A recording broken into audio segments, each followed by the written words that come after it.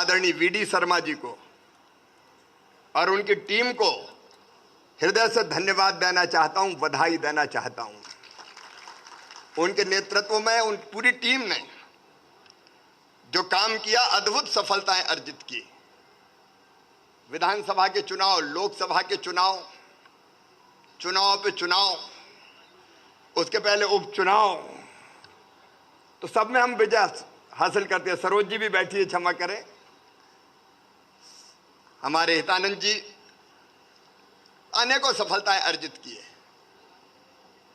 मैं उनको सफलतम कार्यकाल के लिए बहुत बहुत बधाई देता हूं। जो काम हेमंत जी को दिया उसको सफलता के साथ पूरे समर्पित भाव से उन्होंने संपन्न करके बताया। एक ने अनेकों बार बैतूल के संगठन से लेके बैतूल के जिलाध्यक्ष से लेके अलग अलग काम उन्होंने किए। वो विधायक भी रहे और विधायक के नाते भी, तब मैं मुख्यमंत्री था, एक आदर्श विधायक कैसे होता है ये उदाहरण प्रस्तुत अगर किसी ने किया तो हेमंत खंडेलवाल जी ने किया। बैतूल को विकास को अद्भुत दिशा मिली उस समय, उससे विकास की दृष्टि भी पता चलती है। वे कल्पनाशील मस्तिष्क के धनी हैं, नई नई योजनाएं उनके दिमाग में आती रहती है। आज मैं एक रहस्य उद्घाटित करता हूं। हेमंत जी ही थे जिनके साथ चर्चा करके हम स्कूली शिक्षा को और बेहतर स्वरूप कैसे दें, गुणवत्तापूर्ण कैसे बनाएं। जब यह बात आई तो हेमंत जी का सुझाव था, आज मैं सबको बता रहा हूं कि हर जगह स्कूल खोलने के बजाय अब प्रधानमंत्री ग्राम सड़क बन गई है।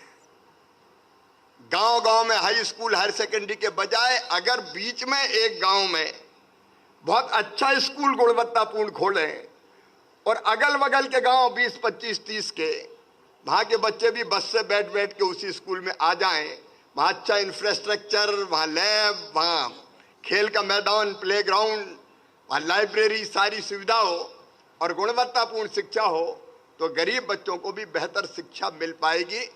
उसी बीज से प्रेरणा लेके मैंने सीएम राइज स्कूल की योजना बनाई थी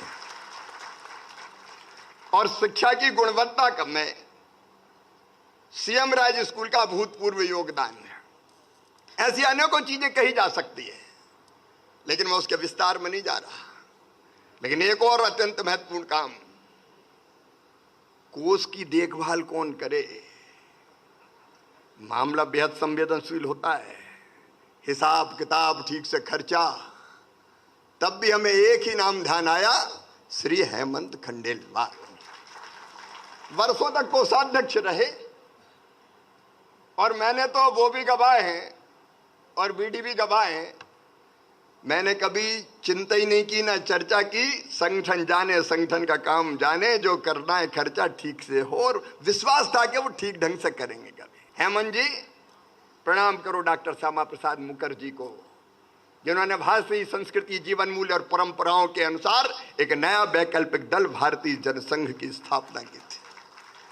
प्रणाम करो पंडित दीनदयाल उपाध्याय को, जिन्होंने कहा था ये दरिद्र ही हमारा नारायण है, इसकी सेवा भगवान की पूजा है। प्रणाम करो अटल जी को, जिन्होंने कहा था हे प्रभु, गैरों को गले लगा न सकूं, ऐसी ऊंचाई कभी न देना। लाल कृष्ण आडवाणी जी, 2 से लेकर 86 तक और उसके बाद 182 तक, जिनके नेतृत्व में भारतीय जनता पार्टी का विजय का अभियान चला।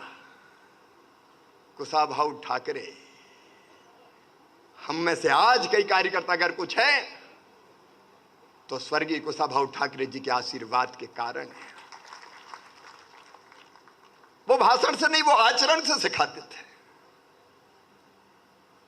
एक बार बैठक हुई बैतूल में, अगर याद हो, हम नेतागण, प्रदेश कार्य समिति की बैठक,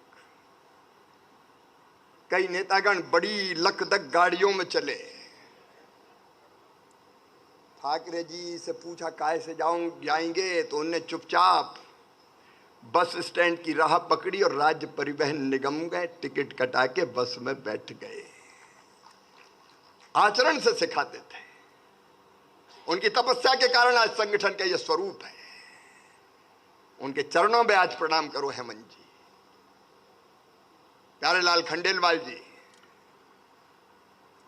कितने नाम हैं, सुंदरलाल पटवा जी, कैलाश जोशी जी, कैलाश सारंग जी, नारायण प्रसाद गुप्ता जी। एक मालिका है हजारों लोगों की, जिन्होंने अपने खून और पसीने से भारतीय जनता पार्टी, पहले जनसंघ और भारतीय जनता पार्टी को सींच के आज ये स्वरूप प्रदान किया